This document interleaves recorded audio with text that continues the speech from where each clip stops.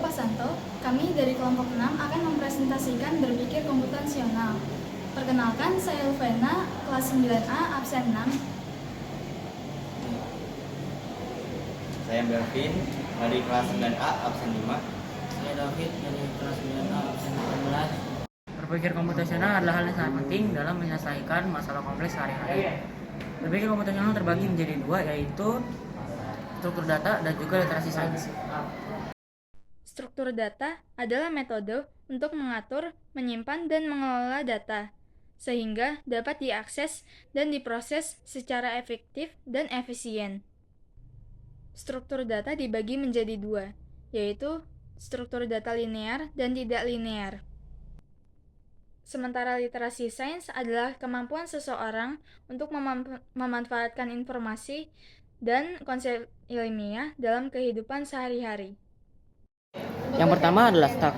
Stack adalah tipe struktur data yang berbentuk satu garis lurus dan bersifat LIFO, yaitu last in, first out, yang berarti data terakhir yang dimasukkanlah yang akan keluar pertama.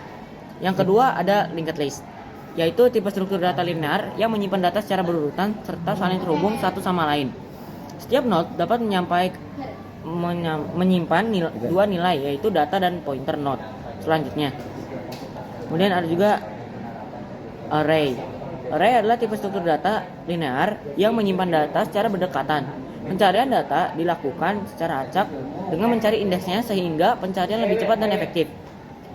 Kemudian juga QW, tipe struktur data yang berbentuk satu garis lurus dan bersifat FIFO, yaitu first in first out, yang berarti data pertama yang masuklah yang akan keluar pertama. Struktur data tidak linear terdiri dari dua. Yang pertama adalah graf. Graf merupakan tipe struktur data yang berbentuk tingkatan atau hierarkis dan bersifat tidak linear, yang dimana berisi beberapa node yang saling terhubung dan memiliki dua jenis, yaitu undirected graph, yang dimana tidak semua node terhubung dengan garis, dan directed graph, dimana setiap garis akan terhubung ke semua node.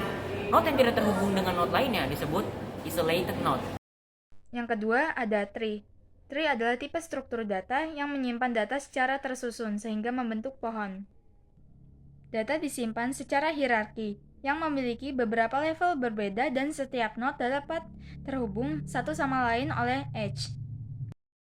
Manfaat literasi sains yaitu yang pertama adalah meningkatkan pemikiran kritis dalam memahami informasi yang diterima sehingga dapat terhindar dari berita palsu atau informasi yang tidak benar.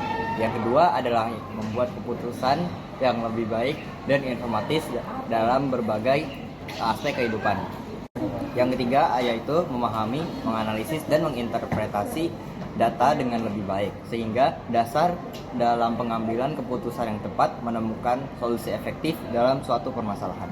Yang keempat yaitu meningkatkan pemahaman analisis data yang berguna dalam pemecahan masalah.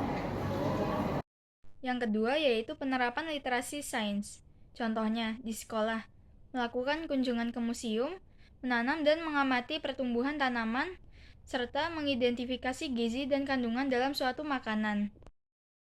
Yang ketiga, implementasi pilar berpikir komputasional pada literasi sains.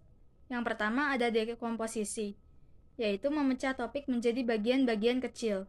Yang kedua, pengenalan pola, yaitu menentukan hal yang akan dilakukan secara berurutan. Yang ketiga, abstraksi, yaitu fokus menyelesaikan hal yang berhubungan dengan masalah dan tidak melakukan hal yang tidak berkaitan dengan masalah. Yang keempat, algoritma, yaitu menyelesaikan masalah dengan efisien dengan menggunakan langkah-langkah yang tersusun.